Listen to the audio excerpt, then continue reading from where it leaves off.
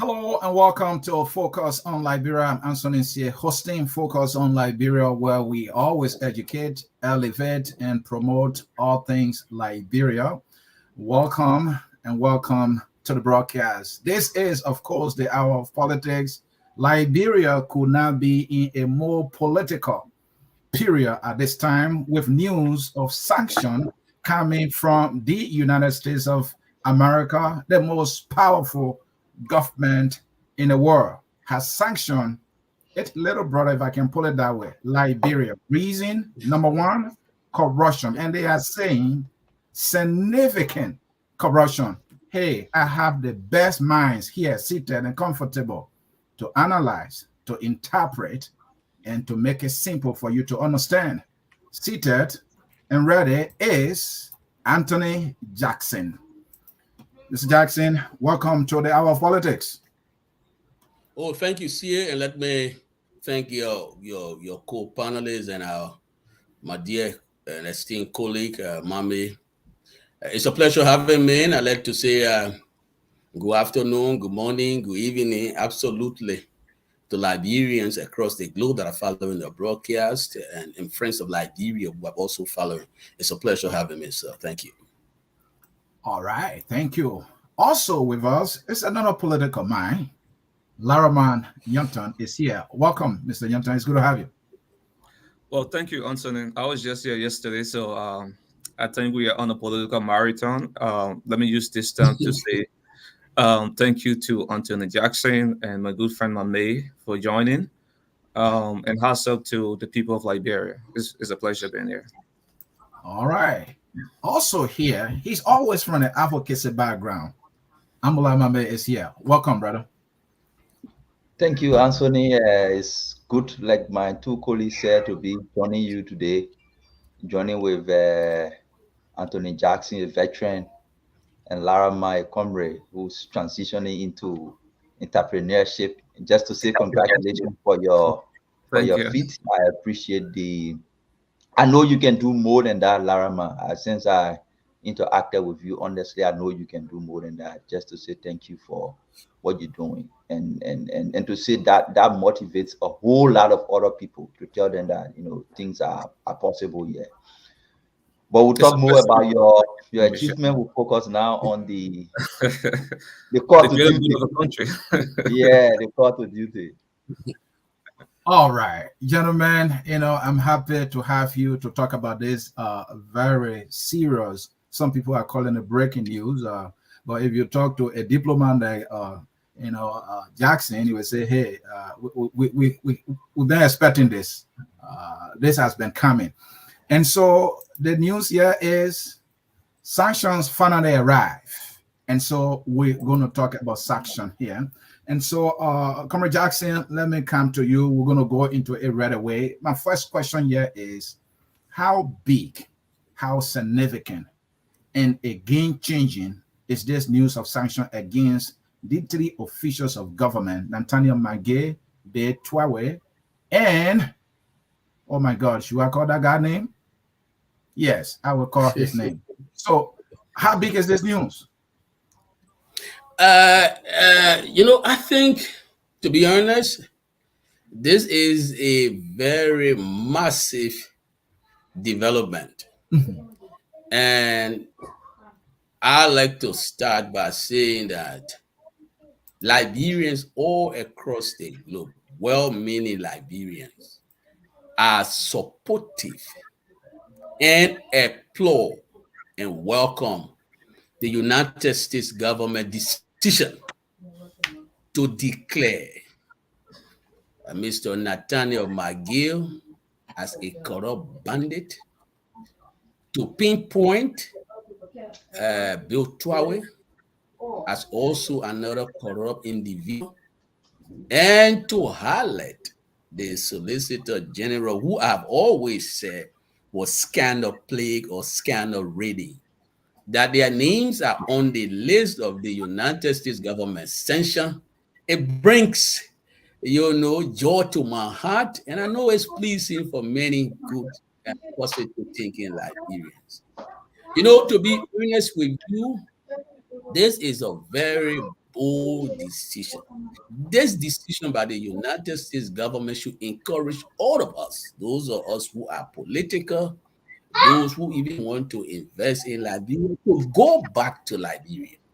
We need to go back and challenge the system, because the system, as the Americans see it, Mr. Jackson, you will continue is here. Mr. Jackson, hold on. You yes. will continue here, please. Mhm. These are your friends. You know these guys, and you are saying you are glad that they have been sanctioned in this way. And in your words, this is massive. And you, so talk to me. These are your friends, are they not? Oh, yes, I will not deny that they are my friends, that I know them personally. It's something that cannot be debated. But you see,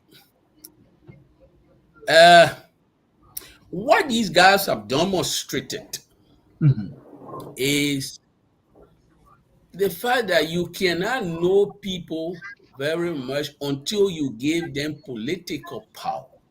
Okay. McGill, as we all know him, his pet name at the time we were at the University of Liberia, he was called Punky Pong. This man was not one of the sharper knives in the drawer at the University of Liberia when we were there. I did not see McGill argue one day for the Student Democratic Alliance that we all belong to. The painfully disappointing thing is that people in my generation are acting as though they not one day sat down and talk about a better Liberia. That these people will join with President Weah to steal Liberian people money as though stealing were going out of fashion is painfully disappointing. I have never thought for a single moment that these guys would be capable of what they've done. McGill, you are in the government. Your friend Matthew Innes got murdered in broad daylight. What did you say? Nothing. The significance of this decision is so pronounced that I think with the level of criminality involving McGill and the crime he's been accused of, it would be difficult for President Weah to just issue a bare denial and get away with it. Because Mr. McGill served as Minister of State under President Weah, managing the presidency for 4 consecutive years or 5 years, so to speak. Is Mr. Weah telling us that for the 5 years or 4 year running Mr. McGill has been serving as Minister of State, he has been oblivious of the fact that Mr. McGill has been extorting money? From day one, the public cried out that McGill was collecting money to bring people in government. From day one, even President Weah's own cousin, there's a guy called Weah who was trying to kill Hudson Investment to Liberia. That guy was in the public and said that McGill and others had robbed me of my investment opportunity. They put that man in jail. He ran away from Liberia with the intervention of the United Nations system. How can Mr. Weah say that he's unaware? Now he's doing this thing and throwing people under the bus. I can pretending not to know. Mr. Weah is a shameless hypocrite. We need to call him out for who he is. He gave McGill almost all of the instructions that McGill carried out. I think Mr. Weah is toast. I think he's the one in bigger trouble. But you see, McGill and other people have been through under the bus. It's a lesson to some of them now. Thank you. The people like my friend Weah and others, it's a lesson that you think you will loyally say we are collude and take all of his rubbish instructions, steal Liberian people money, and there will not be punishment. When Mr. Weah presidency come on a threat, you will be the first to go under the bus. Thank you. Thank you, Anthony Jackson.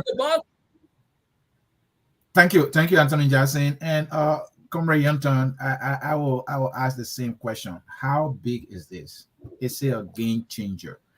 that these three officials, and among them is McGill. This is the guy that runs the office of the president. This guy, I don't think you can separate him from President Weah. He says, according to himself, he said, everything that he does, President Weah sends him. So talk to me, how big is this? Thank you, Anthony. So one thing I think we have to shift to a little bit is the timing of this U.S. State Department, U.S. Treasury report. Okay. We have currently 2.3 million Liberians that cannot afford the basic needs in Liberia. Inflation is spiraling, I think around 17%. At full inflation, rent inflation, cost of basic commodities are high. This government has robbed Liberians of the basic way of life that they know: food, shelter, and clothing. So this is a very welcoming news on this part of the U.S. government. Welcoming in the sense that for us who have been in the corridors of politics, we this is not strange, but it's welcoming for majority of our people that are in poverty today. The government of the United States have been signing this warning. We've heard past ambassadors like Leland Thomas Grayfield speak on corruption many times. We've heard even the current ambassador in many press conferences.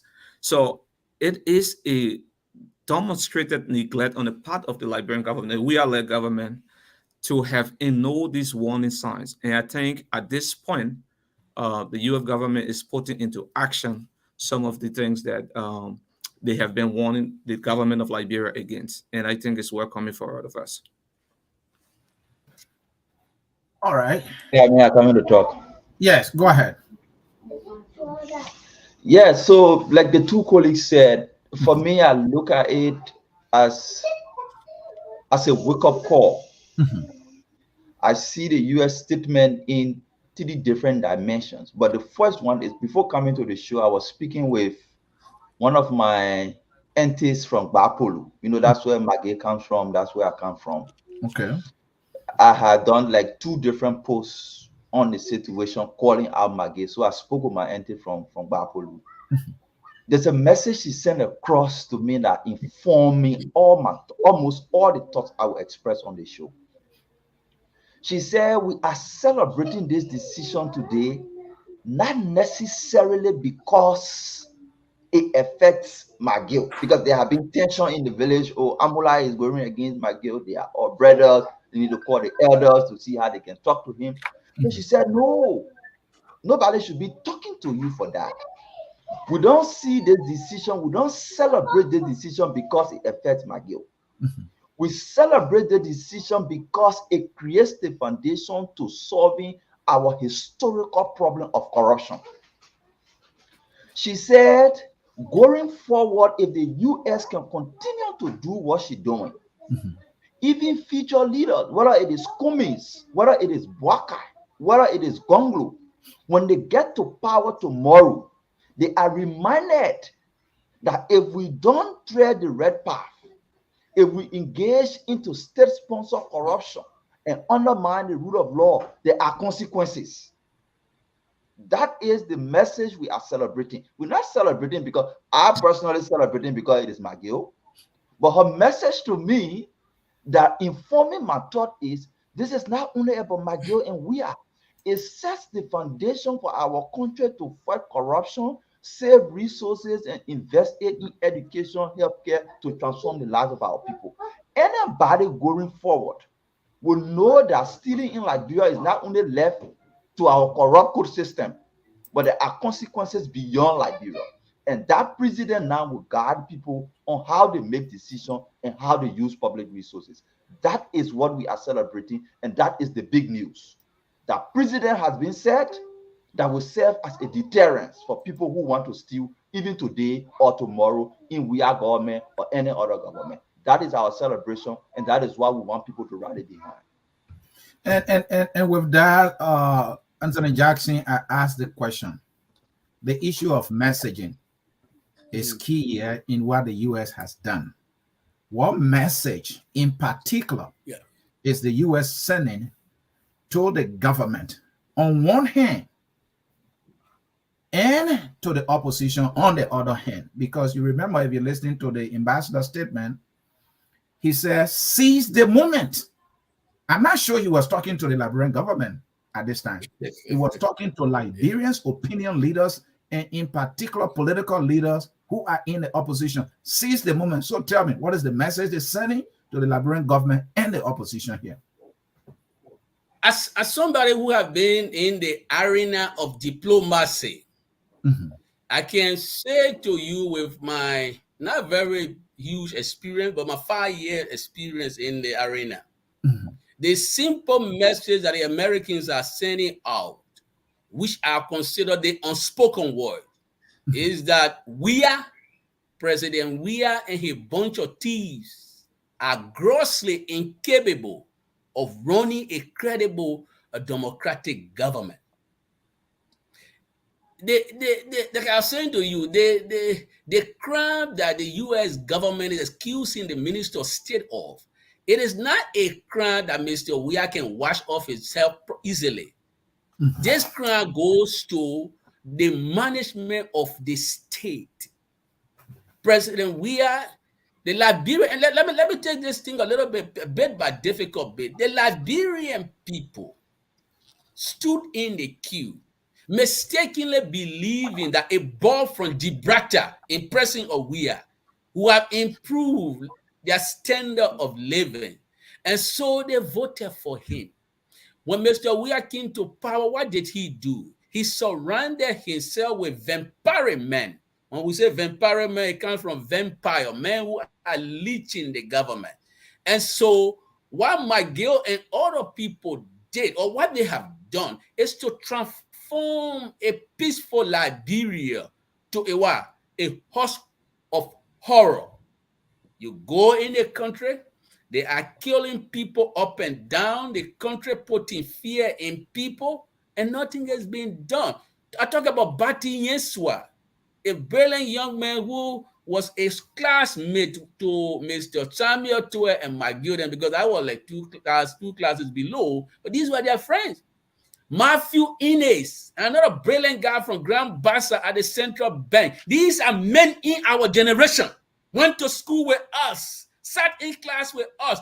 They die in broad daylight in Weah's Liberia, where Samuel Tuer and McGill are playing high-profile role. And what happened? Nothing.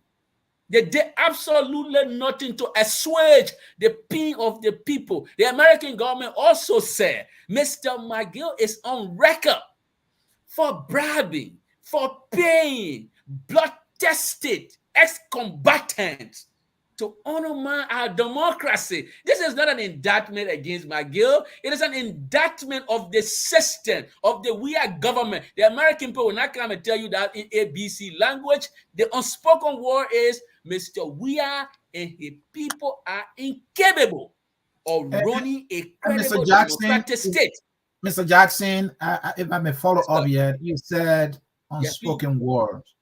But I think the ambassador was blunt. All right. He quoted Thomas Greenfield, and you remember what she said, how corruption undermines government and is the stealing from the people. Then he quoted Dana Banks. These were people who spoke bluntly. And in the ambassador's own words, he said he is hoping that the Liberian people will seize the moment. I have never heard a diplomat to speak in this moment. It's like trying to tell the people that take action now. So he spoke clearly. So yeah, I mean, when I say unspoken word, he spoke clearly about corruption. He did not come clear by saying that these people are a group of people who are not able to run a credible government. My thing is, when I say the unspoken word, the clear message is that we and his people are unfit to run any democratic state based on the evidence before us. They started with bribery and taking bribe to bring people in government. That's why today the government is a watch with a bunch of incompetent individuals. So they performing very poorly because of the caliber of people they brought on board. So the American government will not get through all of that. But the other thing that that comes up very quickly is that Mr. Weah and his people have been damaging our country's image. The highest standard of the presidency is to work hard, put your shoulder to the wheel, and lift your people out of poverty. Today in Liberia, our people are dying of poverty in slum community. And Mr. Weah is debasing the standard of the presidency by going to studio and making music. Where in the world see a serious president goes to make music and create new album? So when the American ambassador call on us to come together, I think it's a message to our community, the community of progressive Liberians, human rights activists, like the colleague on ground now. We all need to come together, the opposition community. This is the time for us to come and carve a message that the American government is saying to us, that we are and here people are incapable of running a decent democratic republic. And we need to encourage our people to vote them out. That is the unspoken message, and that is what we need to now do. Thank you. And Mr. Newton, you may mute yourself there. I want to know from you, where does this action by the U.S. government put President Weah? And what specific action can he take further? Because this suspension, I'm not sure is going to undo the gravity of what may be coming here. Well, I think a responsible government would take action beyond what we have seen so far. Suspension is not just enough. It's like we are asking McGill, what should I do in this circumstance? And McGill suggesting his own ramification or his own punishment. A couple of things that we have to take into. Is that what you think it is? Is McGill telling President Weah, man, just suspend me? Is that what it is? It's clear that McGill is the de facto president of the republic. It's clear. No question. He dictates to the president on agenda issue, on policy issue, and a scope of other, national issue of concern. And the report is clear that this man is not just soliciting; he's also misappropriating fund that is required for other ministry, right? And uses position to cover it up. So this man runs the presidency while Weah is in the park or Jamaica Resort, right? Enjoying himself. And that's the kind of government we have. So a responsible government would have taken action, a couple of steps. Number one, reach out, call a meeting with the ambassador and say, look, we received this report in good faith, and these are logical policy steps we're going to take in that direction. With immediate effect, you dismiss all of the people that are designated in that report. But also, beyond the executive, I think opposition leaders, opposition political parties need to start the process of working with the lawmakers. Because in a serious system, the first branch of government will be having a joint resolution by the national legislature by today, denouncing and calling these people out for what it is, as government, how you call it, government bone, right? So cast a vote, a resolution, a vote of no-confidence in McGill, in Bill Twari, and in the Solicitor General, CFOS, right? So we expect that the national legislature to take action to as well, even if in the absence of the executive action, because we don't expect we have to do anything other than what he has done. Suspension is just not enough. It doesn't amount to the gravity of the accusation leveled by the U.S. government, and there will be no further action. In fact, I understand it's on a continuation of his county tour, right? That shows how careless and clueless this president is. Well, would you rather him suspended, given the gravity of this news of sanction? I would rather see McGill dismissed by early morning, by today. I would rather see Serena Cephas dismissed. I would rather see Bill Twari, but it's difficult to have this guy out of government. They know all of the deep secrets of this president. The president is doing business with McGill. The president is doing business with Bill Twari. Bill Twari has been accused of the 1.5 million diversion of fund into his private account, right? We all followed the story with the former managing director who was dismissed what his name, Charles Maata. You all follow that story, right? Today, it has been elevated in the report issued by the State Department. There's nothing that's going to come out of it. You think at some point these guys going to be fired by President Weah because this suspension seems not to be something that you can swallow? Weah is not going to move into action. I think the Liberian people, like Anthony Jackson said, must begin the process of consolidating. And we have to consolidate beyond political party lines for the good of Liberia, a nationalistic call that move the people into action and bring this government to its knees. And finally, Comrade Yonton, the ambassador said, seize this moment. And in my reading, he was not calling on the government to seize the moment. I think he was also calling on the political leaders, especially those in the opposition, to seize the moment. How can they seize this moment? The political parties will have to rally the support of the people. But beyond that, we saw what just happened in Sierra Leone. It's a classic example of the people themselves standing up. They did not wait for political leaders. They did not wait for opposition. They did not wait for civil society. They did not wait for political parties. The people themselves have to reach to that moment of consciousness that enough is enough. And the recent incident that took place in Sierra Leone came out of the same U.S. Department of Treasury State report, right? So it's the same kind of scenario, but different reaction of the people. So in Liberia, you see that our people are kind of like slow to action, or to say the least, they are waiting like, we are the southern minority, we are the southern majority, we're going to go to the ballot box. It's just not enough. We have to show this government that it is time for them to take action, or enough is enough. The CDC has weathered so many, bad news. Why shouldn't we think that this news is similar in every respect? You remember the news of 16 billion, 25 million auditors. I mean, you can go down the list. And the CDC is still standing. Is this one different? Significantly different. So what was happening in the past was domesticated. It was restricted to what's happening, what we had absolute control over. 15 million got missing. You can decide whether you dismiss somebody. You can decide how you investigate. You can appoint your own investigators. And at the end of the day, even undermine the investigation, right? So the LACC came out with a report indicting government officials, the agriculture minister and several other officials. And we are saying, is that a final verdict? So it was happening in his control area. So he had control over it and decided what to do. But this one, he doesn't have control over everything. And that there has been a trend of the U.S. effort to ensure that Weah is not a president in 2023. We just wanted to be clear with that. There has been a trend of our partners expressing indirectly over a period of time that they don't want Weah as president 2023 because he's messing up. But last night, I wanted to speak to something. Last night, you were talking about what Weah would do, what action he would take.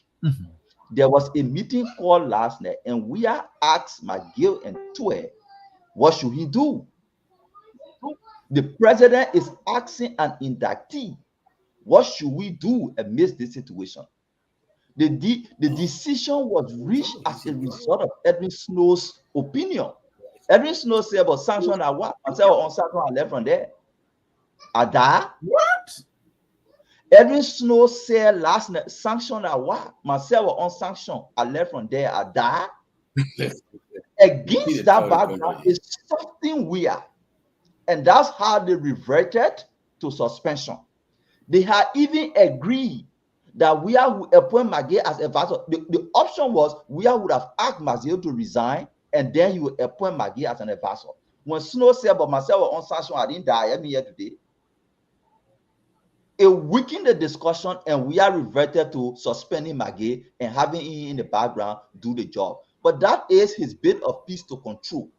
The trend I was trying to point to is there has been consistent statements from the U.S. government towards Weah through diplomatic channels, through intermediaries, and directly through the U.S. ambassador. You remember the statement when Joseph Jingin Rao was alive today.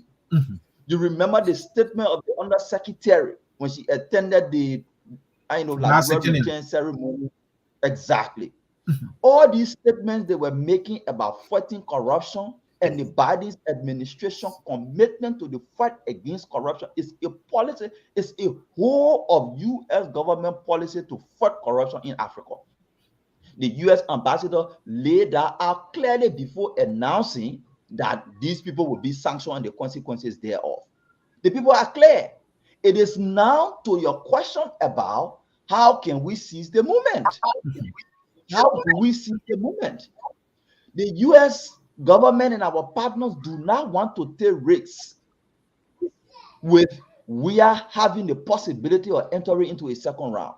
So this message of sanction goes to Weah, it goes to ordinary Liberians, it goes to our political leaders. To the political leaders, the U.S. is saying they need you to come together and remove Weah on the first ballot. That is the message. We are tired with this man, but equally they are saying we need a consolidated front. The government, the U.S. government has changed her strategy over time.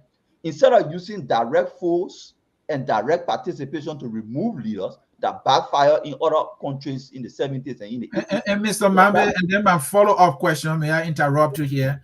Does the opposition have what it takes to capitalize on this to sway public perception and accrue the necessary dividends? They have the capacity, but what's happening now is somebody must make the ultimate sacrifice on behalf of our country. Who is that person at this point in time to say no matter, is it Joseph Boakai, who has his last shot to the presidency, to say in the cause of our people, given what we already seen, that the U.S. government is opposed to Weah, our partners are opposed to him, but our partners are also wanting a consolidated front. Will it be Joseph Boakai who will make that ultimate sacrifice in his unity party and say we will form a united front and I will step aside and be the hero and be the kingmaker? Is it Alexander Cummings, who has all the connection and the resources and has more than 1-2 chances to the presidency, who say no, I will step back and create an opportunity for a united opposition to work in the interest of our partners and get Weah out of power? The danger America sees beyond 2023 for Liberia with Weah as president is what they try to avoid and prevent. It is time for we Liberians and the opposition community to seize this moment and move into history, either by Joseph Boakai saying, let me be the kingmaker, let me go on history of sacrificing my ambition for my country. It could be Cummings who could say, this is not my last shot for the presidency like Boakai. Let me give it a chance.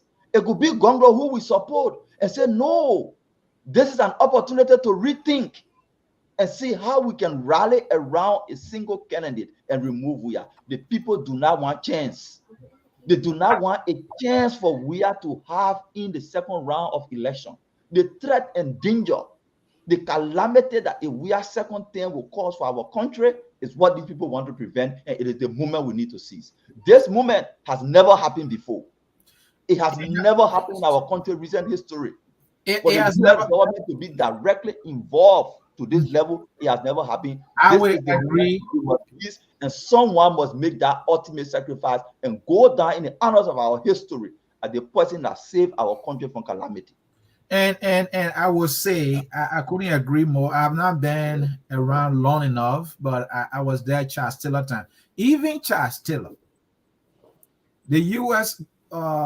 ambassador at the time was Bismarck Murray. He never spoke like this. Fast forward, Judy Bryant time and coming to Ellen Johnson Sirleaf, I have never heard this thing before. So this is huge. So, Comrade Jackson, let me put you on the spot here. If you were occupying the space of comments of Boakai for the sake of a discussion, because when the man says seize the movement, it was American government telling any serious political leader in Liberia, any action you take now, you have our support. What will you do? You know, we can't overemphasize the need for unity in the opposition community. I mean, it's clear. I mean, we have to come together to deliver a decisive victory and a crushing blow or defeat against Weah and a bunch of thieves to leave the backs of the Liberian people. That's very clear. That's something we need to do. And we all need to work together to do that. So if I were playing any major role as one of the standard bearers of the political parties in the country, I would at this stage be reaching out to my other colleagues to encourage them that now more than ever is the time for us to make this sacrifice in the supreme interest of our country. You know, my friend talked about his supporting Gov't. Maybe I will come back to that. But you see, when you talk about Mr. Weah suspending McGill, and I'm hearing the name of Snow in the room, I get nervous. I mean, people like Snow, you want to make business with them on the sideline, not to take them in the inner sanctum of the presidency. Because these guys have studied themselves so badly that they should not be playing any front role in any governance structure in the country. You know, so it's sad because what Weah is demonstrating is epic incompetence. It showed that Weah is the most incompetent president in the history of our country, the most immoral president. Because you see the caliber of people he embraces. It says a lot about you. It says, show me your friend. I know who you are. You bring Snow in the executive mansion. You say he's your consultant. What are you doing? I can talk about Snow being a retail guy who can divide money in the public and get people to vote for people. But is this going to be making serious decisions for the forward advance of our country? These are boys who are bankrupt in ideas and conviction. All they know is how to make money on the table to steal. So when you break in here, executive mansion and say you got to consult your advisor, our unsanctioned, he was unsanctioned. Is there something to glorify? Was it a glorious sanction that he was on? That he would sing praises of our unsanctioned too? McGill is stealing our Liberian people money. You know what the level of medication that McGill is depriving of the people in JFK when he steals the number of money he steals, the volume of money he's been stealing that the American government is accusing him of. They're taking medication from the hospital because they can afford to fly his sister to Ghana to take treatment. So McGill doesn't mind. He can steal. You know, go there and buttress his stealing and indictment from the American government. Say, oh, you know, myself, unsanctioned Snow. When you're doing this thing, you are basically undermining our democracy by what you are doing. I mean, you know, you got your wealth the way you got it. We know that. But to go beyond what you've done is going to be a sin, an unforgivable sin against the Liberian people. So when Mr. Weah say he suspend these people, let me say this. What Mr. Weah has done, or what he's faced with now, is a zuzwang. You know, zuzwang in chess is a difficult dilemma. Because today, he say, even if they say they're playing politics and suspend Mr. McGill and the two other guys, the list is still long. The Americans are saying to us, the list, this is the tip of the iceberg. That's what I say, Mr. Weah is toast. He's finished.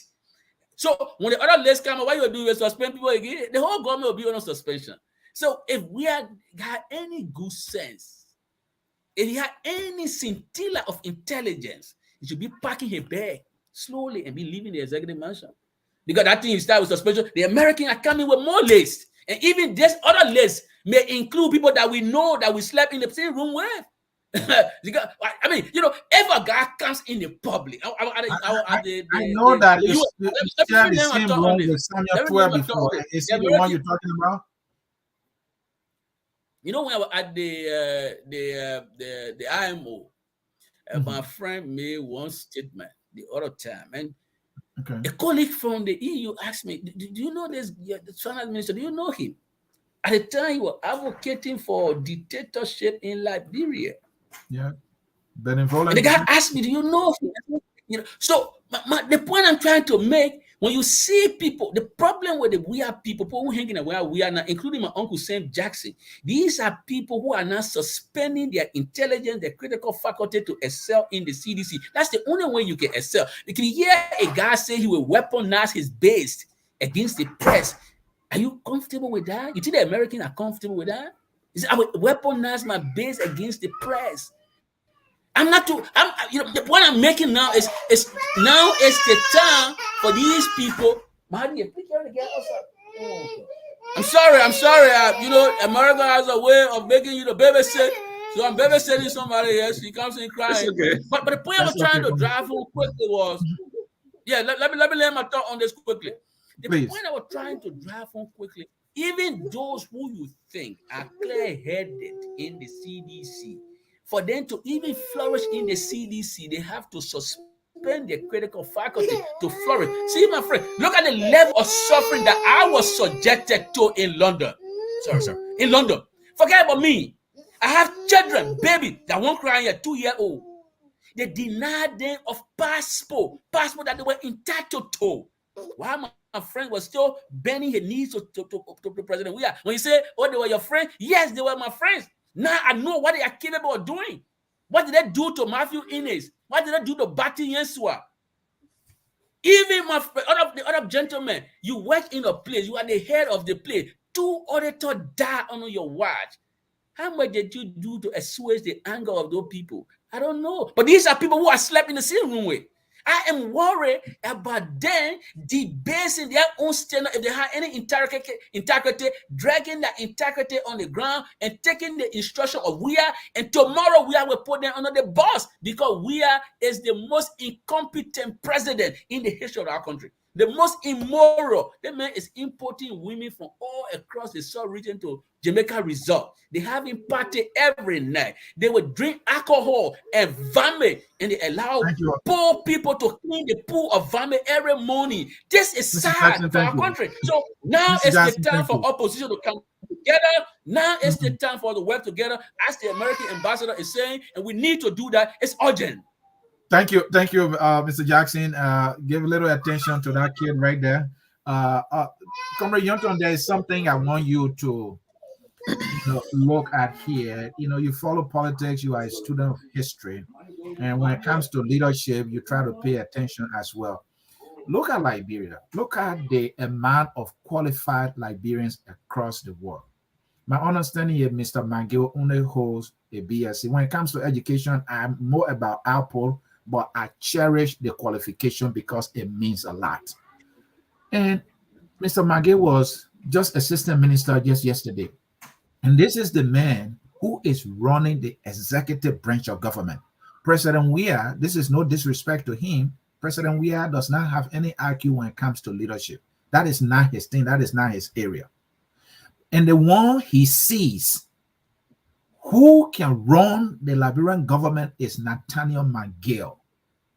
I don't want to pull other people's names here, but we have Liberians across the world. This man does not have the experience. This man does not have the qualification to run the office of the president. And this is the man President Weah relies on. What does that say about President Weah's understanding of the responsibilities of the office? Speak to that. I think that is profound. Yeah, thank you, Anthony. I think Mr. McGill is not qualified not on the basis of degree or credential. I think he lacks the experience, as you said. This is someone who, based on the arrangement after the 2011 election, was appointed by Manan Salif. That was his first and last government position he held for a very short period of time before the CDC won in 2017. People who assume the role, a statutory role as Minister of State, must understand the inner working of government. Must not be only a lawyer to the president, but attuned to basic policy issue based on the historicity of the country, especially where the country was at the time when the CDC government took power. This was a country from 14 years of civil war, was recovering from a devastating Ebola pandemic, and there was a serious need for a serious national policy approach, which the Minister of State, in concert with all aligned ministries, based on the different pillars, economic pillars, and economic document, right? Like the PAPD that they came out with, Right. could the Minister of State could advise in those direction. But Gov't does not have that experience to do that. All right.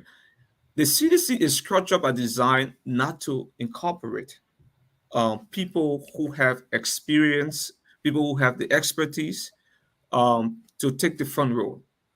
Both of the internal fundamental projection is based on people who have, sung battle cry and pay loyalty to Weah. So if you're not loyal to Weah, that's why you see within the CDC there is a huge contestation, right, of allegiance, a fight for who wins the president attention versus who's more loyal and allegiant and paying allegiance to Weah as opposed to who is bent on the government doing the right thing. And it's difficult for you to survive in that. I was part of the, at one point in time, the CDC. I rose to the leadership, and I understand what dealing and working with these people. They don't think in a progressive direction.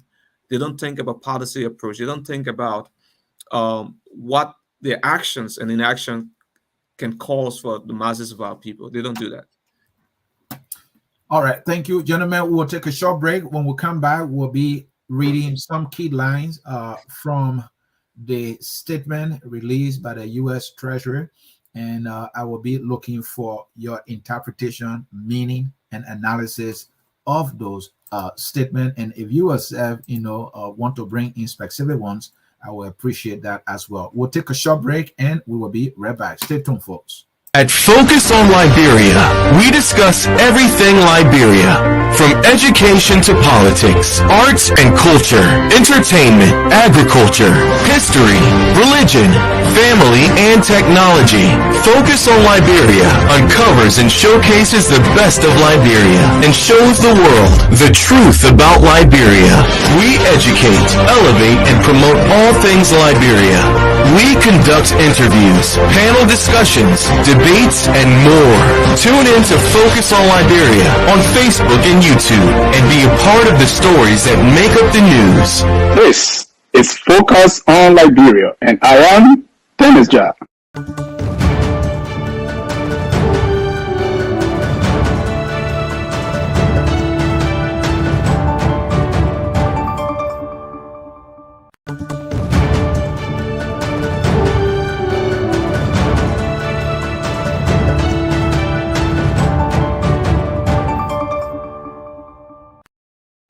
Leaders with the backing of and pressure from the people of Liberia can create the environment of transparency and accountability that the country needs. To those statements, I would only add that in recent years, corruption has worsened to the point that it is now the dominant issue in a bilateral relationship that would otherwise show far more promise. Like I said, I'd rather be meeting representatives from American corporations and telling them what a great place Liberia is to invest. And the reason why our Treasury Department has designated Minister of State Nathaniel McGill, National Port Authority Director Bill Twaway, and Solicitor General Serenius Cephas is because these individuals have been directly contributing to this problem. Rather than seeking ways to fight corruption for the betterment of Liberia, these individuals have consistently advanced corruption within this government to the detriment of Liberia and all Liberians. It is my hope that those Liberians who have been victimized by the corrupt activities of these individuals will take a small measure of comfort that we are helping to hold them accountable. It is my hope that those who today are being victimized by the corrupt activities of these and other individuals will feel empowered to peacefully stand up to that corruption and say, no more. It is my hope that Liberians do not view these sanctions as punishment of the country, but rather view them for what they are, an opportunity to chart a new course. The U.S. government has taken this extraordinary step because extraordinary steps are necessary to tackle the cancer of corruption in Liberia.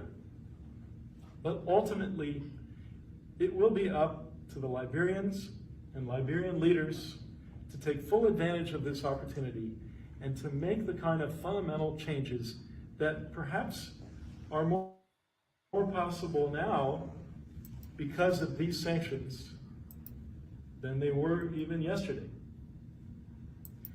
As they say in Latin, carpe diem, seize the day. Do not let this opportunity slip by and allow a return to the status quo. As the Department of State spokesman said in his statement today, these designations reflect our commitment to implementing the United States strategy on countering corruption, and it is our... All right, gentlemen, we'll leave it there, and I will come back to you. I mean, that is a very profound statement there. I will read this to you, and I will get your interpretation. You know, Anthony. Yes, the please. ambassador said, seize this moment so that you don't revert to the status quo. The status quo is the Weah administration has endorsed corruption. That corruption has undermined the U.S. investment, the U.S. effort to reduce poverty in Liberia. He gave a background that in America, when a child is born and the child cannot grow, it means the child is facing some underdevelopment issues. The child cannot thrive. That's the word he used. So meaning there are foundational issues for which that child cannot thrive. He considered after the war and after the Ebola as the rebirth of Liberia. But unfortunately, Liberia still cannot thrive. Liberia cannot thrive because of corruption that in the first time in the history of Liberia, the U.S. government is sanctioning officials under the Magnitsky Act for corruption. And then he said further, seize the moment to not revert to the status quo. Reverting to the status quo is electing Weah for a second term.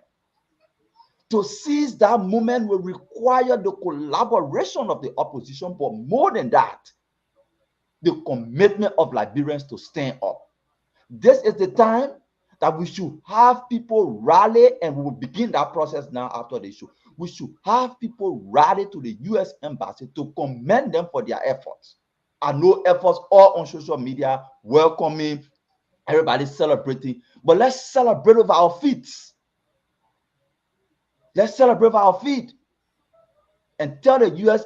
government that we appreciate the effort and we wanted to go beyond this Weah administration to any future administration. But we must seize the moment and not revert to the status quo. The status quo is Weah and his people have endorsed corruption and try to institutionalize it in government. Let me tell you an example of how they are trying to institutionalize corruption in government. The Minister of Finance announced that going forward, road contracts will be implemented by the Ministry of Public Works. They will not go through competitive bidding to hire contractors. They will buy equipment, they will give the resources, and the Ministry of Public, what capacity the Ministry of Public Works has to engage into quality road construction. The only reason why they're doing that because they detected that while they were passing excess money through companies and no money coming back to them, the U.S. government and other people were detecting the transaction. So to cut off the business people from participating in a way that they gave them kickbacks, they centralized the construction of roads right at the Ministry of Public Works. In that case, they don't need to give anybody kickback. They only need to take kickback. That's part of the way they try to institutionalize corruption. But let my other colleagues give their thoughts, and then we will speak about other things that are very relevant to some of the people who they are using. We just got new intel about the businesses and the people they are using. We'll explore that. And Comrade Jackson, you heard him spoke right there. I pick up two things. This is an opportunity for the Liberian people to peacefully stand up. This is an opportunity for a fresh start I don't think President Weah can be a fresh start. He's preferring a different kind of government here. This guy, he's up to something here. Your take. Unmute yourself. Oh, I have to. Go ahead. You know, I mean, like I was saying, the American ambassador cannot overemphasize the point that we are a bunch of, thieves that are running the country. They are utterly dishonorable men, and you can't get anything out of them. And the best we can do is to come together to see whether we can give Mr. Weah a one term. This hubris about Weah being popular, when you put it on a scrutiny, it will fall apart like a cheap Chinese suit. Weah is not as popular as his people are falsely claiming in the country. I think anybody who stand up to the plate and make meaningful noises will win Weah hands down, even though I want a united front. Go back to the statistic. Every time we have participated alone as a CDC, casket carrying CDC, he came all the way at 38%. It's sorrowful, pitiful 38%. Every time it is in the run that he can gain some strength. And even in the run up that he won, we are got what? 61.5% of the vote. Maranseli, in the wrong, what did Maranseli get? 59% of the vote. So how far from 61 to 59 that somebody will be claiming that, it's not popular as the people want us to falsely believe. On top of that, see how much we as CDC have distributed poverty across our country. Only we are government official, including my friend Akara's Gray, can go to Paris now and get married, when in fact the community he comes from, the Sonny Wing, remains the same. These are boys who have transformed themselves to urban bourgeoisie. The same thing they condemned yesterday, they're doing more than that. So it's unrealistic. It's ironic that you condemn people and do more than what they did. You stealing more than helping people now, so to speak. So how can we tolerate this bunch of thieves that are on the scene? The Americans have declared them as what?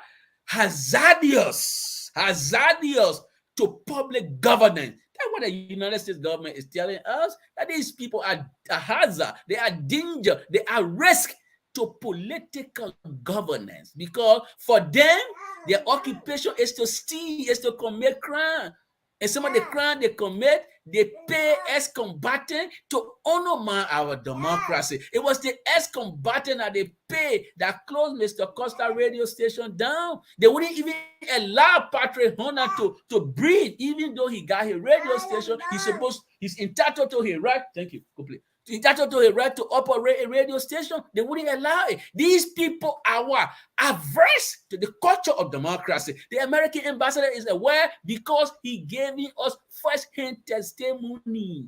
And that's why the U.S. government endorsed whatever recommendation or diplomatic notes he shared with them. The man was there playing basketball with them, writing his notes. He knew what they were doing. He went there to validate a report. He said, I know what they're doing. I've been there. I see them play basketball, hard son. So I know what I'm talking about. These are not decent people that you can keep any polite conversation with. So again, we come back to the point. And I made a point before. The old man Bwaka, at your age, if you can make the ultimate sacrifice for Liberia, it will be good to submerge your ambition. Whoever you submerge that ambition to, I don't know. If it be Cummins, I think Cummins has an impeccable credential, but whoever, we need to come together for a better Liberia. What we see is not what we like. How can, look, imagine today, I tell you, brother, if I were to go to Liberia, I would be in trouble. Even though the people in the country or in the government are people who I went to school with. How can I trust them? How can I bet on them? You know, sometimes you underestimate what human being capable of doing until you look at Adolf Hitler. You see how Adolf Hitler did in Germany? You don't know what men are capable of until you give them power. That's what I see today. That when somebody takes president, we have to quote. I will lay my thought on this. And when somebody takes president, we have to quote. Some of our friends who claim to be intellectual, we consider it as an unpardonable sin.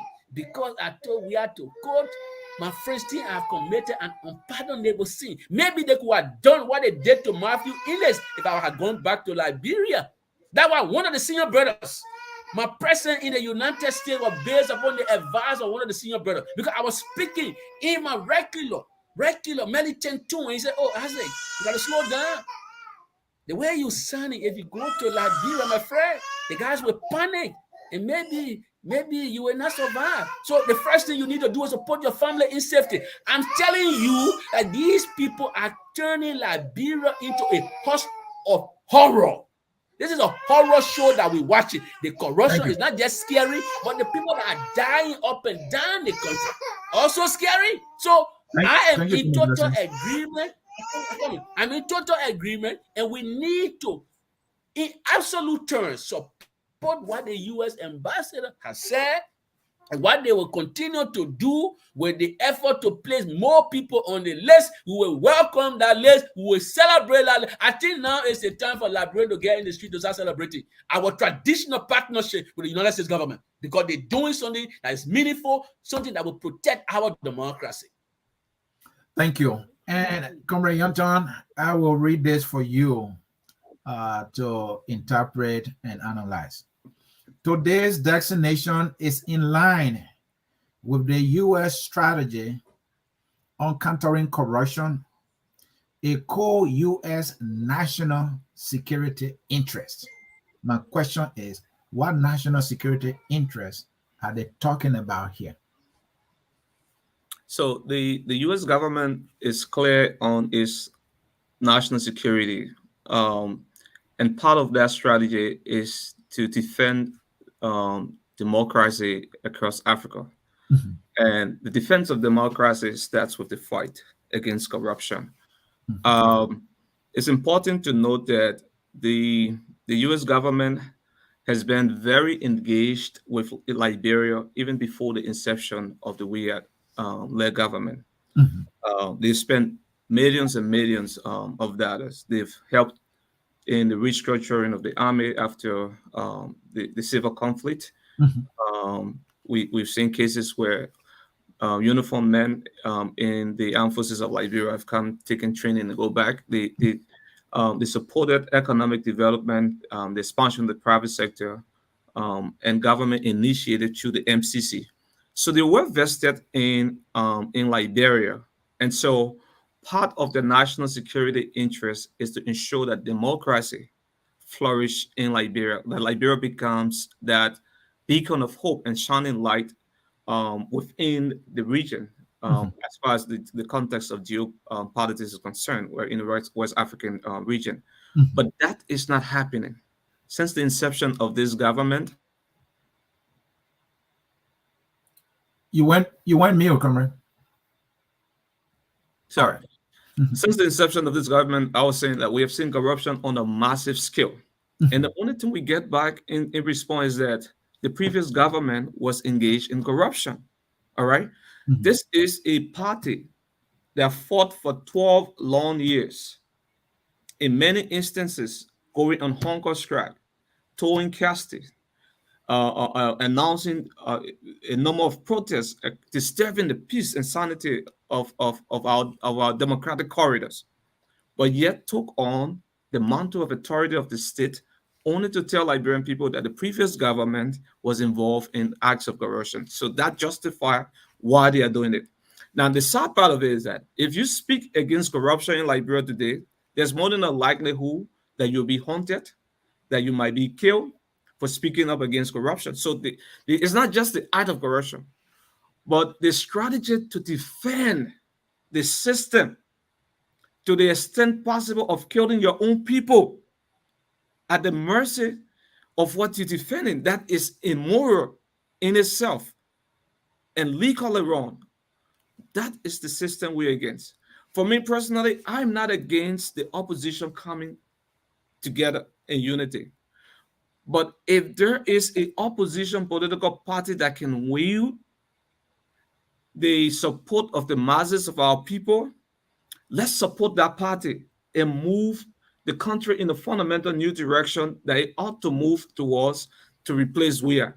Because we are missing the point on the cliche, or we are consumed by this whole unity cliche, right? It's the opposition must come together. But the fundamental and underlying issues that exist within the opposition will have to first be addressed before even moving towards a second step of reconciliation and unity within the opposition. And I talk to flag that.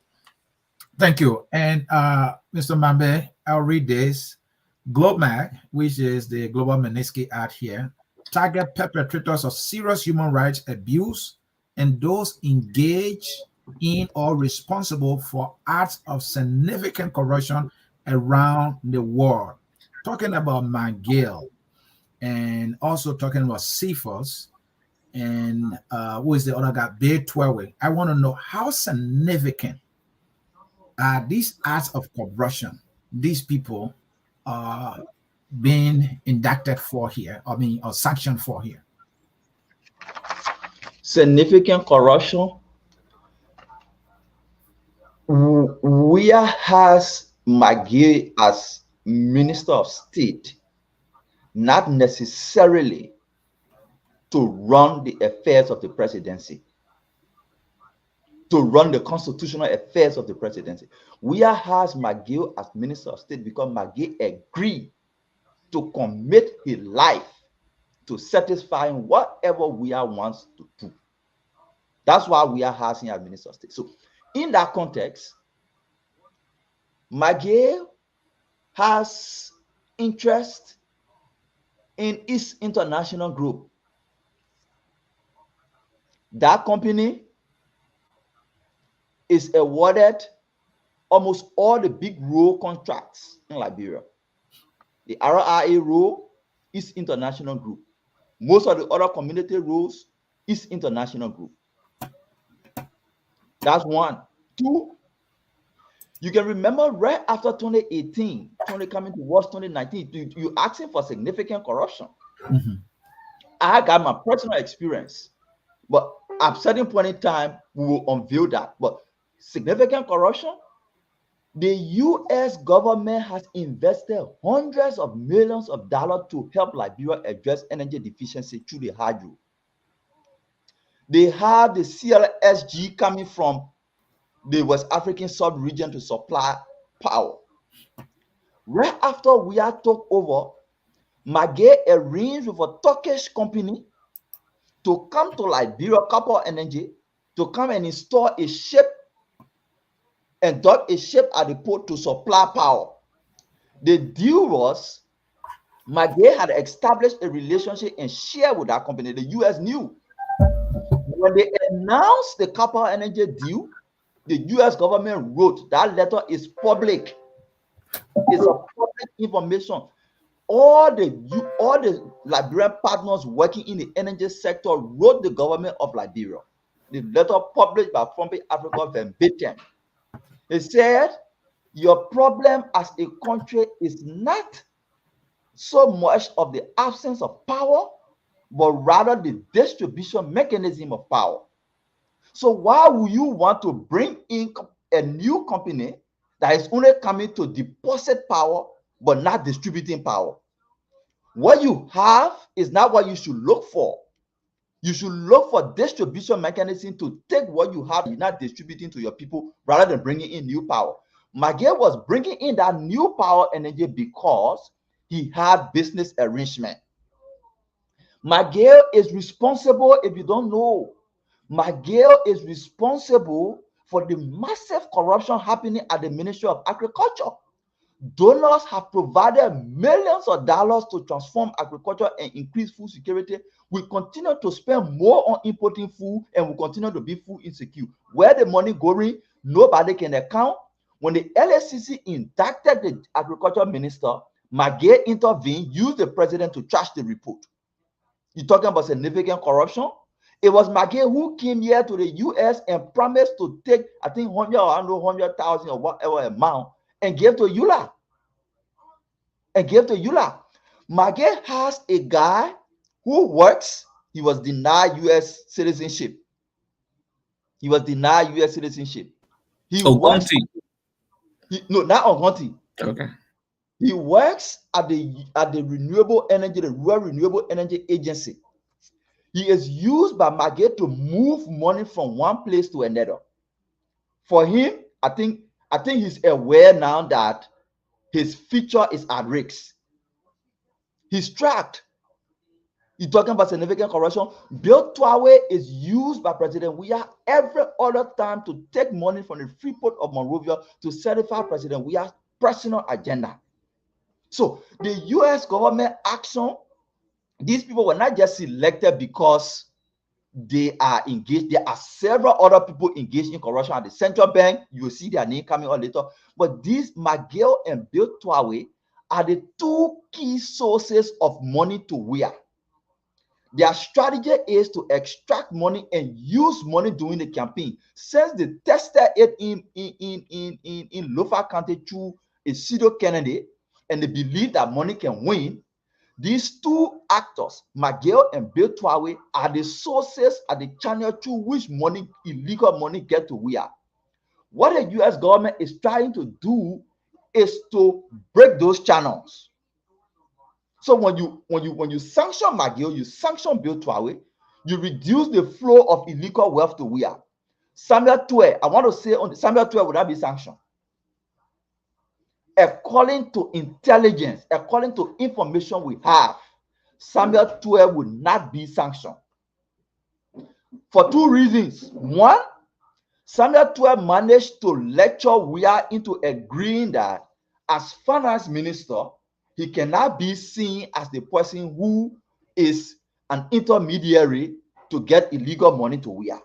He said, as finance minister already, his justification was, as finance minister already, I'm already corrupt in the eyes of everybody, just by being finance minister.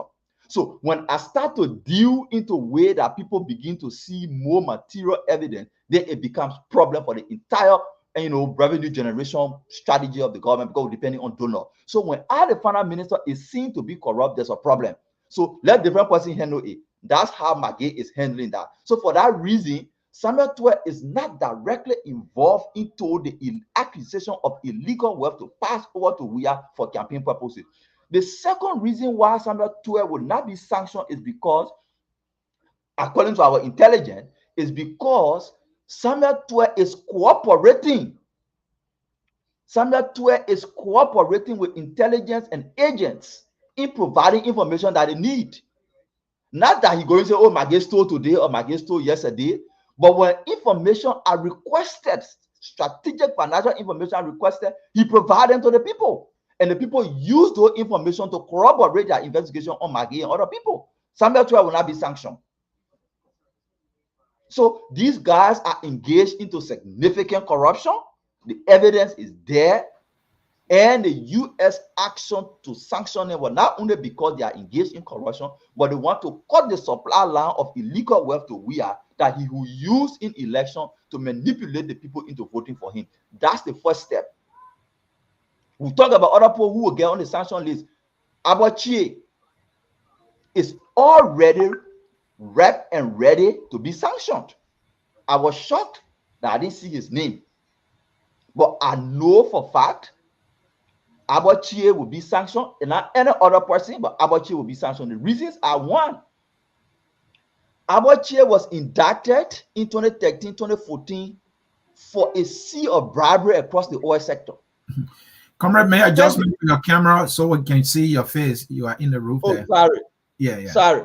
Mm-hmm. Is it okay? Yeah, excellent. Go ahead. Abochie was indicted by the Salif administration for bribery across the oil sector. Massive bribery all around. He was indicted. Since he began senator and protest, he has used his authority to freeze his prosecution in the court. The follow that event in 2019, Abochie relied on the ignorance of other lawmakers, single-handedly authored the petroleum law. He did that. That law was supported by the U.S. government. We wrote the law. It was supported by the U.S. government. He single-handedly authored the law to allow him have access to the bid round, to allow him and his allies in the executive manage oil resources even if they are not in power. He didn't stop there. He took steps both in and outside of Liberia to ensure that those objectives were achieved. They were tracked. That is the single reason why the entire Liberia bid round to a world petroleum license from 2018 to today failed, and no oil company showed up. Those that were there withdrew from participating. Thank you. Abachie will be sanctioned. Those are significant corruption that we highlighted. He will be sanctioned. But Tuer, because of his cooperation and his release of information the people use to corroborate, I'm not sure he will be sanctioned. All right. Thank you, gentlemen. We are talking significant corruption, and if you have any circumstantial evidence, that shows that these guys are involved in significant corruption, not that I'm doubting that, I'm sure the U.S. government got evidence for which they released these sanctions. So, Comrade Yanton, we're talking significant corruption here. McGill, Bill Twawe, and Sema Serena Cephas. And my bad, you need to give me something on Cephas here when it comes to significant corruption. But Anthony Jackson is here, that a lawyer friend, so he will speak to that. But Yanton, significant corruption, McGill, Twawe, what do you know? Well, I think for Cephas, right? And I want Anthony Jackson to weigh in on that. What is the Liberian National Bar position, as maybe by the bylaws and constitution, on lawyers, right, who have been entrapped in this kind of immoral as well as illegal act, right, as the U.S. State Department of Treasury sanction. Are there ramifications? Like, can they be banned from practicing as lawyers, or is just something that goes on in the raw? Anthony Jackson, I just want you to weigh on that. Significant corruption, and maybe I wanted to start by just highlighting some of the things the American wrote down for some of the guys here. But considering that the comrade asked me about Cephas, I will say this very quickly. The Liberian judiciary is having a major challenge with battling corruption. One of the things that made the late, peace to his ashes, former Chief Justice Lewis to tower high in the judiciary, because under her leadership, credibility in the judiciary increased to a little bit, to a good degree. Public confidence in the judiciary was a little bit high. And it was because of his effort to penalize lawyers, judges who were deemed to be corrupt. Even senior lawyers were penalized, including a former professor who taught me, Michael Jones, and all of those. So he took that very seriously. The effort to basically clean out the code, he took it very seriously. Regrettably, the current Chief Justice, Mr. Justice Kwakpo, he is himself caught in the web of professional misconduct. I am on record for complaining him to the Judicial Inquiry Commission for violating the judicial canon and even the Constitution of the Republic of Liberia. You know, this man has basically debased the standard, even is presiding over the demise of the judiciary. So, godless Cephas, who has shown the semblance of being close to the president or being a diehard seditious, Ekabo will not say anything to him. Ekabo is a very intimidated man. Even though he want to come across as being strong, he's afraid. He's a scary man. And he will end his judicial career in disgrace. I understand he will be resigning, he will be retiring soon. He will end that judicial career in disgrace. It was on his watch that a poor staffer had to set himself ablaze before he was not taking pay. It was on the same watch that the bar of the president was rudely interrupted and asked to sit down. So he doesn't have courage to penalize this man. But as does the he have Americans any have put it, authority here to penalize CFOs? CFOs, I understand, is in the executive. what could have happened based on the damning indictment for the United States government? They could have done something behind the scene, because CFOs at one point in time, he was suspended by that same Supreme Court. By that time, he was not Gov't that was a Chief Justice. Gov't is a very intimidated man. He's afraid of the executive. Every time he issued order against the executive, he would not carry out. Even in the case, I want to speak to significant corruption. I want you to speak so to in the face of the significant corruption, I don't. You see, in the face of the significant corruption, I don't know how much he will be able to do. But if you go to the Liberian bar history, as far back in 1987, the Liberian Bar Association came together. But then it was Mosorado County Bar that decided to boycott the probate code of Harper Bailey, constraining Harper Bailey to resign as judge of that court. So if the bar sees that one of its members is bringing dishonor, maybe they can take action. I don't know what much action they can take. But we can't turn to the Chief Justice under these circumstances. Under these circumstances, Mr. Seafor works for Mr. President Weah. And President Weah have used Mr. Seafor to serve as the face of the government, or using the court to weaponize the court against opposition leaders in the country. So Seafor represents the face of the government effort in weaponizing the court, the judiciary, against opposition Comrade leaders. Jackson, let me read this for you, and then you can help put context around it.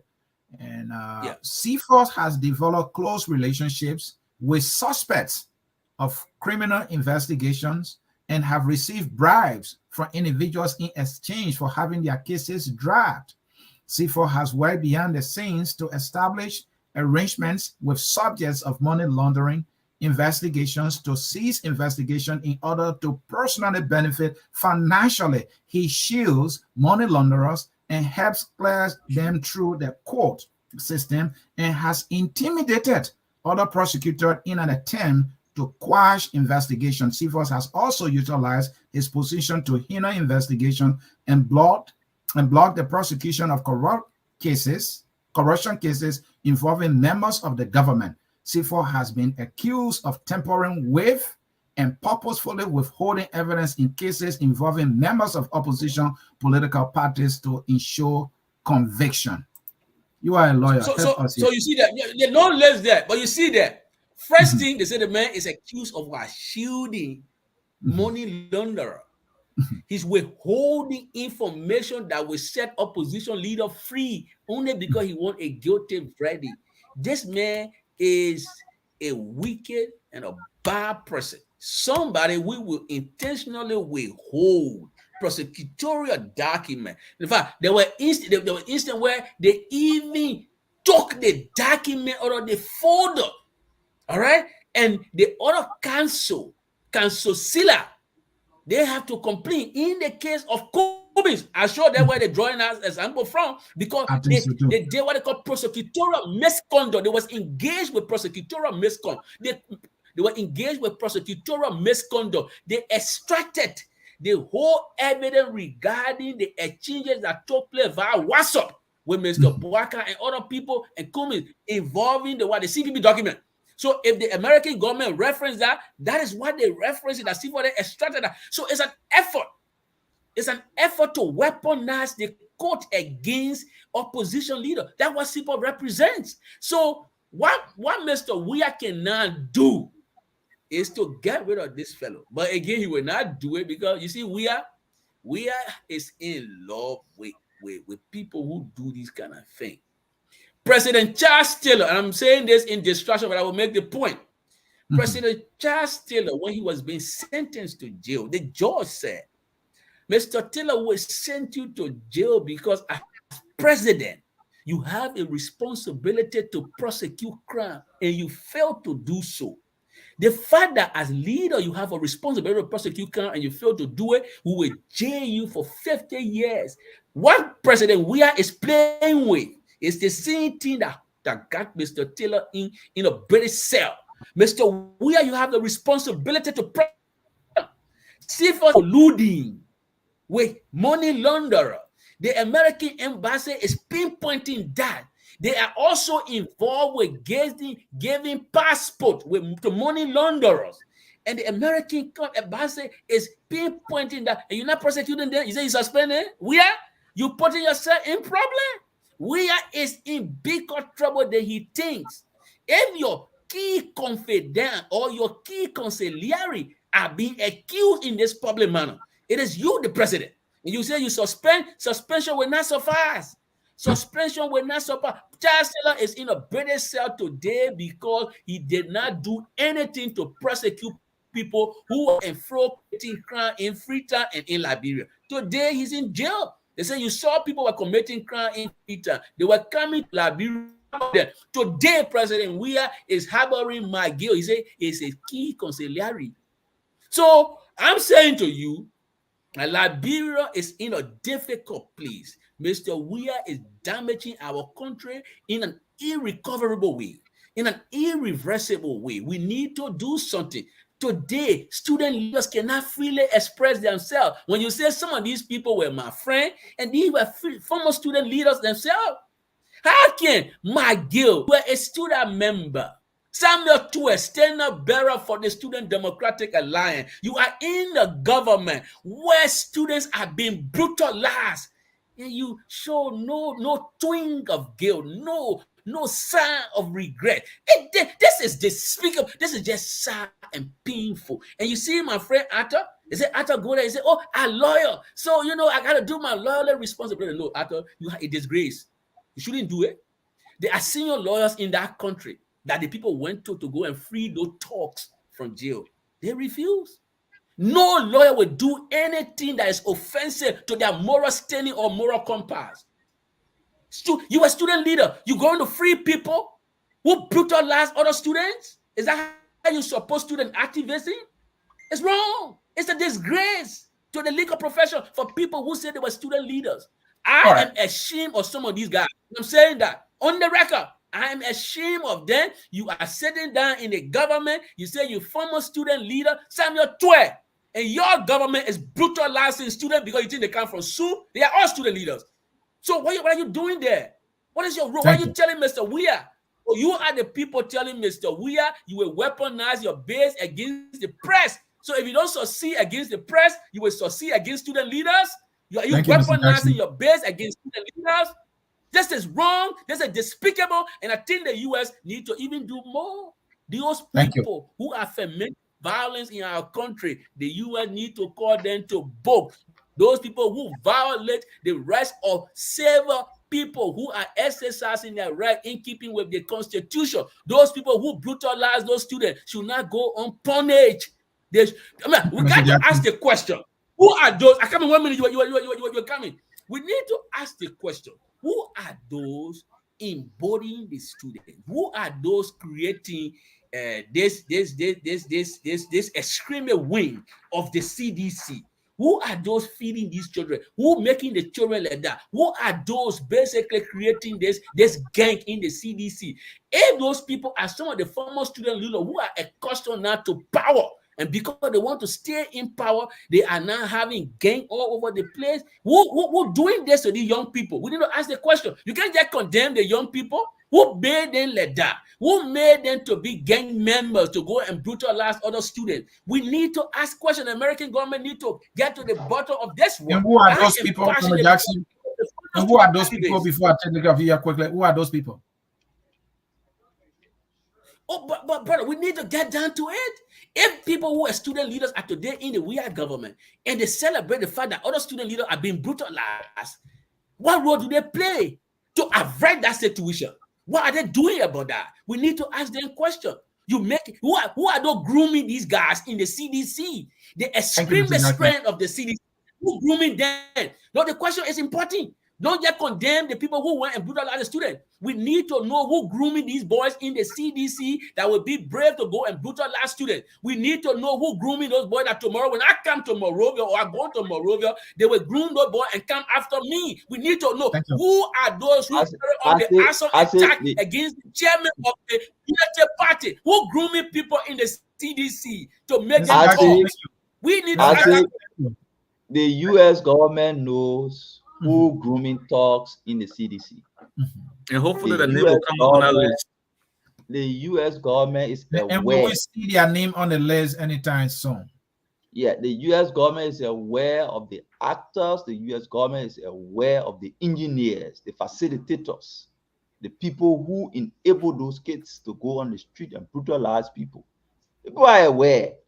The thing is, from a little experience, personal experience, it takes time for the U.S. government to corroborate, for investigators to corroborate information before the U.S. government can put its reputation on the line to indict a person. So they are aware. And if you ever had the experience of an investigator asking you regarding situation, you come to realize that the question they ask you are just basically to corroborate facts that they already have. They don't come and ask you questions to say, do you know? That's a valid point. That's a valid point. So no worry about people who are enabling violence and talks. They will have to answer to their question. Thank you. No worry about that. In fact, the foundation of the monistic question is based on human rights. Comrade. Yeah. And I want to say the human rights component of the report will be coming up very soon. But you see, one of the things that we have not picked up upon is the politics of the crumbs. That's something that McGill and others have been engaged with. The politics of the crumbs is where the guys steal big money, like the Americans that are accusing them now. And having stolen big money, they subject the vast majority of people to poverty and give them crumbs. And then subsequently, the people turn around and praise them. This is the politics of the crumbs that is now at play in our present-day Liberia. I'm happy that the U.S. government had nailed this guy. And President Weah is touring with fire. I think he's toast. If he doesn't take stronger action, he will be soon and very soon we'll call him out. And I think the Liberian people need to jump in the place there and celebrate the American and tell Mr. Weah and his band of thieves to leave that country. We need to do that. Thank you. And gentlemen, talking about significant corruption, I have been tracking MAGE activities. All right. In just 2002, MAGE donated $1 million Liberian dollars to Pan One Tappers in Bond County. In May of 2002, MAGE said he raised $25 million in Bond County for women empowerment. MAGE have been distributing millions. September of 2020, MAGE donated scholarships, donated 50 million Liberian dollars in a New York scholarship in Imba County. MAGE pledged and gave 2 million Liberian dollars to petty trader in Douala. That's my area. He said for the market women, he said small donation just to run your office. MAGE giving 2 million Liberian dollars, and you calling it small donation just to run your office. I mean, I just say just to run your office, 2 million. That's MAGE. MAGE will not stop there. In Mangibi, MAGE gave $50 million in a scholarship again. One county at some point, 20 million. Grand Bassa County, your county, Comrade Jackson, 50 million. And in that same Grand Bassa County, he said he raised $1 million US. MAGE said he raising money when the press him. He said he got friends in the US. This man who could not afford a cell phone, members of CDC USA have to buy him a cell phone. The very Magay came to the United States and offered Eula 100,000 United States dollars and promised them $300,000 in the budget, as though he makes that decision. This Magay guy now, he has something going on called the Magay's meal. Magay's meal, his picture is on it. He turns around and put President Weah picture on it. So this indictment here, folks, is just an indictment on President Weah. So, folks, is it His Excellency George Manuel Weah, Republic of Liberia, and the name of this is called Magay's meal. What is in this? Gary, Farina. They call it Magay's meal. The goal here is to distribute this thing to 1,800 primary schools across the country. Think about how much it will cost Magay for the packaging. This is Magay's project. How much it will cost him to distribute it to all the 1,800 schools, the personnel involved. This is why he has, and all of it has been for him to buy vote way before time. Exactly. The significant corruption you highlighting and the flow of resources from one place to another is what the U.S. government has directly intervened to cut off. Further, the sanction readings, it says further that because these people are sanctioned, anybody doing business with them stand in risk of being sanctioned. No business in Liberia or outside Liberia wants to see themselves under the heavy weight of U.S. sanction. Nobody wants that. You saw what happened with the Chelsea manager, the guy from Russia. When he was sanctioned by the U.S., you saw what happened to Chelsea and all the other business activities he had. Nobody wants that. So the action here is technically to cut illegal flow of money to George Weah that George Weah would otherwise use to waste on electorates, and then electorates vote him second term. So the people are helping us. We need to help ourselves. They wouldn't come to vote. They wouldn't come directly and remove Weah, but they're creating trickles, diplomatic trickles, that we should now capitalize on, like the ambassador said, to not allow this movement to pass. And on my ending note, I will say again and say tomorrow forever. For this to happen, we must see the reason that whether it is Bwaka who will make the ultimate sacrifice for Liberia, it is time that he begins to think about making that ultimate sacrifice to allow a united opposition. If it is Cummins who will make that ultimate sacrifice for our people, it is time he begins to think in that direction of making, but somebody must make an ultimate sacrifice so that we can have a consolidated front and give Weah one term and give it to him in the first round of election, so we save millions of dollars from going into second round. And what ultimate prize, can Tiawan Gonglo make too? Oh yes, it is up to Tiawan to begin to think about how he can make an ultimate sacrifice, and that sacrifice is only to have a united front, removing Weah, restoring our country, and preventing a calamity that a Weah second term will cause. We celebrate this decision, not necessarily because it affects people in Weah government, but because it set a precedent that will prevent future corruption. That's why we celebrate it. Thank you.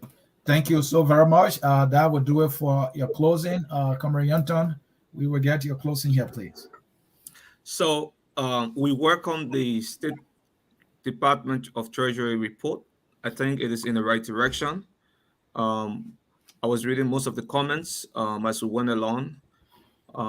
It's clear that all of our people celebrate this great milestone in development. We're looking forward to seeing more names in the ensuing weeks and months ahead. But more importantly, I think it's a wake-up call for all of us, for all Liberians of goodwill and conscience who believed in the forward march, the progressive march of our country, to stand up. It's a call on the part of opposition too as well. We have to sort of our differences. I don't think it's whatever differences we have.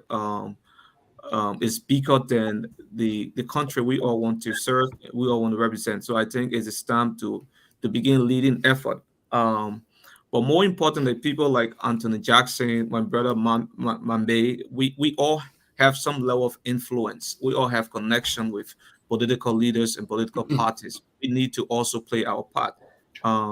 Be it getting the two most popular political opposition leaders at this moment once more into a room to have a conversation. I think it's the first step to leading the process of unity within the opposition. Thank you so very much. Mr. Jackson? Oh, thank you. In closing, I'll go back to how I started this conversation. And when I started this conversation, I tried to place in pointed terms the unspoken word of the U.S. government. What the U.S. government have not said directly is the fact that Mr. Weah and a bunch of thieves are grossly incapable of running a credible democratic system. And they send a clear message that anybody who means well should stay clear of Mr. McGill. Any association with Mr. McGill, Sirenia Cephas, and Twawe, when you associate with these men, you will be assuming the risk, a big risk. And that goes for even President Weah, when he tried to play game with the U.S. government by merely suspending these men. We know how many people Weah has suspended and over time called them back. And I think he, in this instant case, is toasted because the level of corruption that Mr. McGill is being accused of, it is impractical and difficult for Mr. Weah to get away with a bare denial. Now is the time for Liberian people to stand up in great readiness. Mr. Weah and his government are damaging the image of our country.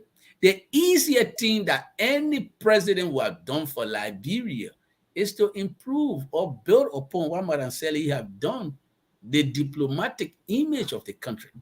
Our embassy in the U.S. was covered in grass. You have to take a private citizen to clean that. Everywhere around the world, our country is being made a laughing stock.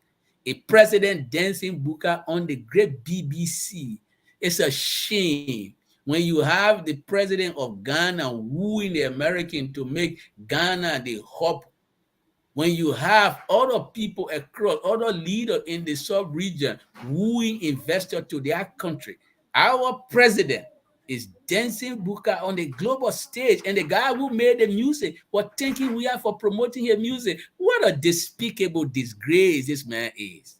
This man is the most immoral president, the most unserious president, the most incompetent president in the history of our country. He carries some writing on his back and say he the best president. I say, look at this clown. You're making more show of yourself. You are the president. Why? Even if you are the best president, you have to write it on your back. This is where Liberia is, my people. We need to stand up to rescue our country. We need to stand up to rescue our country. The guy, the EPS guy who was serving Weah, he died today, died in vain. His people are still calling for credible investigation. Nobody talking. Princess died. You know, when I talk about people dying, I'm concerned because my mother, my older brother died in a car accident. My mother never recovered from that trauma. Today, you know what those parents are going through to see their children body decay in the street like dogs. And this man who they say love Liberia, Weah, still goes to studio to play music. It shows to you that the man has absolutely no decent regard for human life. We're not even sure whether or not they're not involved with some of these killings, especially the auditors. I mean, Gov't and Abbott, how they die. Look at the report they issue. They died from carbon monoxide poisoning. Who believed them? Nobody, but they still put it out there. You see, so this is a serious matter. When the country of peace, when the one glorious land of liberty is being transformed and converted to the house of horror, it calls upon men, student leaders, to muster courage. And that's why on this note, we applaud the student leaders for exercising their democratic right to petition the government to address their grievances. We applaud them. They need to do more. We call on brave men, men of courage across the country to stand up, and women to stand up to Weah. The American government will give you all the support. I too will be joining you soon with the American embassy assurance that we should stand up, that we should seize this movement. Now is the time for us to seize the movement. We should stand and call Mr. Weah and his band of thieves to order. Enough is enough. That's what the Americans are saying. Enough is enough. Enough of this stealing. You are impoverishing your people. The CDC said it was a pro-poor government. What is the fight against poverty document do they have? What is the war are they raging against poverty? Even the CDC said as a political vehicle has been converted into a machine, a money-making machine for few men. I can count 5 of them on my fingers. While the vast majority of CDC partisans are going to bear hungry. Even you, those CDC partisans, I'm encouraging you to stand up for your country. McGill has seized upon the CDC vehicle. They are scraping the CDC of its beauty. The CDC is no longer beautiful. It's not the party that we knew to be a party for progressive change. When you have men like McGill stealing, as those stealing were going out of faction, you seditious, I'm encouraging you to just stand up too. Stand up. It is in your right to stand up for your country. Forget about that slavery devotion, that cottage devotion to CDC ideology. They are deceiving you. You cannot be committed to people who steal from you, seditious. They are stealing from you. They're treating you like that. Don't regard them. Don't treat them with respect. Call them by who they are. They seize upon the CDC. They have changed the CDC from the CDC that was supposed to serve all Liberians or serve all seditious. They are serving themselves. When you go to McGill home, you see on current. The CDC old man insulin with does he sleep on a current? No. When I call it my friend Akara Agrehot, he sleep on a current and take back in swimming pool. The old man in swimming with, does he stay back in swimming pool? Does he know how swimming pool look like? Does he know what Paris look like? My Akara Gray will leave the swimming pool and go get married in Paris. Tell these people that enough of this thing is just enough, and we have to say goodbye to them. Let's join everybody, every peace-loving citizen. Costa, you got your talk show. FOL, we all need to come together. What do they call it? Classroom. Even though I found my friend Dylan to be very abhorrent. Whatever class, we all just need to now come together for the betterment of our country. And I thank you. And I thank the American ambassador, and I thank the American government, and I thank those who even drew the American government attention to this thing in a forceful manner. Thank you all. Now is the time for Liberia, and Liberia will have to win. Thank you. Thank you, Comrade Jackson. And gentlemen, thanks for coming. I appreciate you honoring our invitation. We'll reach out to you anytime we need you again. We have to keep the fire going because Liberia is important to all of us. Gentlemen, thank you. I will take a short break and I will give my closing. Gentlemen, you can take leave right now.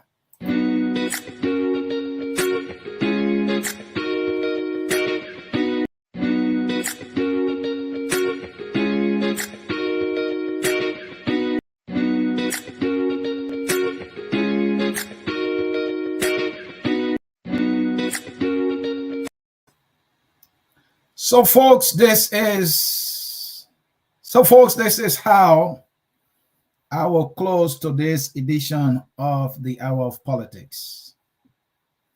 Their name is Nathaniel McGill. Others call him the de facto president of Liberia, and indeed he is. The guy in the middle is called Weah Jr. He said he is a junior to President Weah, even though he was born before President Weah. Whatever the reason was, now we know. Or how I wish we have known all along. Maybe others knew. But action speaks louder than words. Bill Twelve is the guy in the middle. He also is being sanctioned for what the United States government calls significant corruption. And the guy on the other hand, Sema Serenus Cephas, a corrupt lawyer.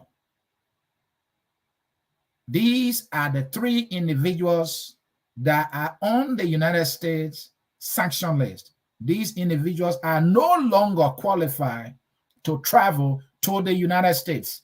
And every asset that they have, whether in Liberia or in any part of the world, will be seized. And everything about them will be confiscated. The American government is telling us, stand up for yourself. Seize the moment. As a media guy, I don't apologize to anybody for what I think. People are suffering. People are paying the price for the massive and significant corruption being carried on by these individuals. Money that should be used for improving their material conditions are used for the personal benefits of these individuals. And even if they try to dish out a little to the people, it is for what they get at the end of the day. Like in the case of Magis, who have been distributing millions to students in Liberia in the name of scholarships, he has been on this mission more so to maintain power. So that he will continue his stealing that he is very good at. He came with nothing in government. He was even living in the swamp. He could not even afford gasoline for his old car. In no time, this guy, evident of his significant corruption, built himself a mansion. Really. This guy started selling jobs and denying his fellow citizens who even spent more money for their political victory. He denied them positions in the government, and he was taking money from those who had money. And that's how some of them got elected. That is how Magé made his first money that got him his first mansion. This is fact, and we have the facts in our hands. So he's been sanctioned. But who is Magé, people? He is the de facto president of Liberia. He is George Weah, eyes, ears, and brain. Everything he does it for President Weah. So for Magé to have been sanctioned for significant corruption means President Weah is indirectly or directly sanctioned for corruption. In Magé's own words, everything I do, it is the president who sends me. So it is President Weah who sent Magé to all the counties he went to, distributing millions in the name of scholarships. And the goal has been clear, just to buy votes for them to remain in power and subject our people to misery. And the guy in the middle, Bill 12, call himself Weah Jr., that he is a junior to George Weah. He is the head of Liberia National Port Authority. That institution is being referred to as the nation's gateway, or the gateway to the Liberian economy. It means that is the agency of government that receives more revenue than any other in the Republic of Liberia. This is where Weah Jr. says, what does he do? He collects. What does he do? He takes any amount to President Weah as he pleases and as Weah wants. The facts are here. And so he has been sanctioned for significant corruption. According to the Americans, at one point, this guy transferred $1.5 million to his personal account. And to you citizens, you celebrate him. I'm not sure this is why you signed up for, but some of you have become brainless to just accept any nonsense from these crows, these thieves, and for who they are. And the guy who calls himself a lawyer, he is an expert in corruption.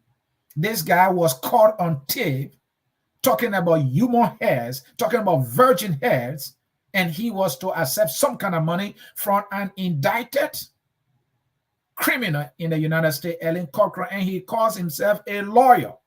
And we're talking to somebody who got indicted in a 7 jail term, and that person even called from the jail cell. This is the guy President Weah maintains as his Solicitor General because he does Weah's bidding. Weah is Weah's problem. To those who say President Weah is not the problem, only those around him, think again, for you are dead wrong. Weah is Weah's problem.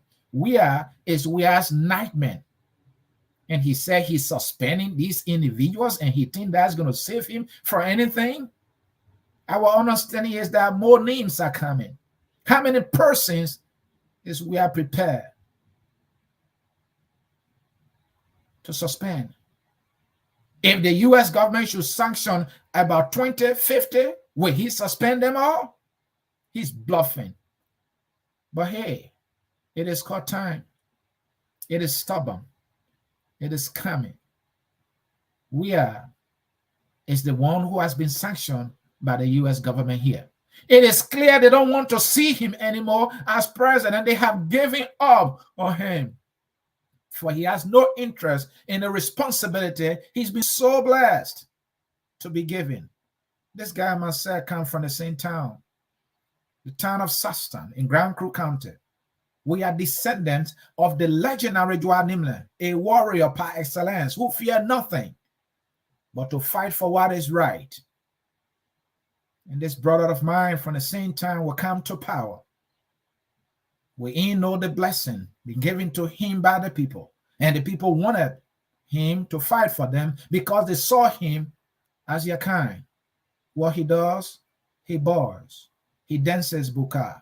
He enjoys all the perks of the presidency, and he does not care about those who have given him power.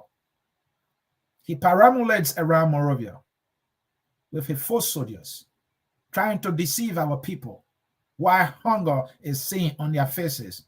He thinks he can take them for granted for so long. The message from an American is so profound and so clear. One thing will come up. The Liberian people will soon start to say the Americans do not want President Weah to be president. That is why they have sanctioned officials in his government. And if he is sanctioned, it is clear. Just as Charles Taylor was sanctioned, Liberian people knew America did not need Charles Taylor to be Liberia's president, so they were just waiting for that time. So will be the case. Liberian people will start to say, America does not want President Weah to be president. And when the masses pick up that statement, it's a political doom for Weah. What are his options? I'm not going to help him here. I'm just going to tell the truth. This is bad. This is monumental. Do we have the opposition with the balls, with the fortitude, with the wherewithal to craft a narrative? The ambassador says, stand up peacefully for yourself. Take advantage of this opportunity. Seize the moment. Do we have leaders who will seize the moment? Seize the moment. Do we have media individuals who will seize the movement and educate our people and ask the right questions and provoke a conversation that will engender national consciousness and lead our people to action? I love this thing called politics. It gets sweet. Power. Jones Dopo couldn't be so eloquent. It can make you heavy. But when it capsizes like Crew Kenner, then you done. Is Weah done here? Is he ever going to survive? Is he going to suspend just about anybody who makes the sanction list? I have to leave you. I was just closing. I was not preaching a sermon. My name is Anthony C. I have a song here. You might love that song.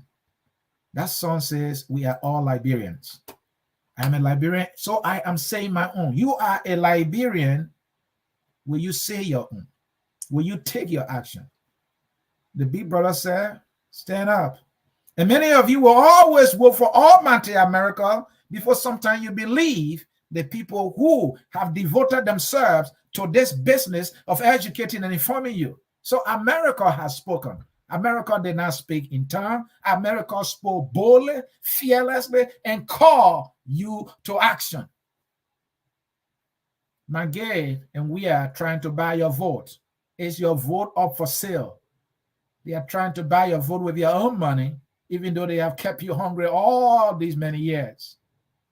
You are smart enough to know. And so I will bring that song now. That song that says we are all Liberians. Of course you want. So be the Liberian you know yourself to be. Proud and ready to take ownership of your nation and punish the leaders who are not prepared to serve right by you. For it is a democracy of the people, by the people, and for the people. Are they doing this thing for you? No, they are serving themselves. And that is why you should punish them. I'll leave you with that song now. We are all Liberians is the song, and it's taking us home. It is a nationalistic song. Maybe it will bring some power in you to act. Thank you. Until I catch you again with my trouble, I will say bye-bye now. Enjoy the song. We are Liberians. Liberia is our home. Liberian people.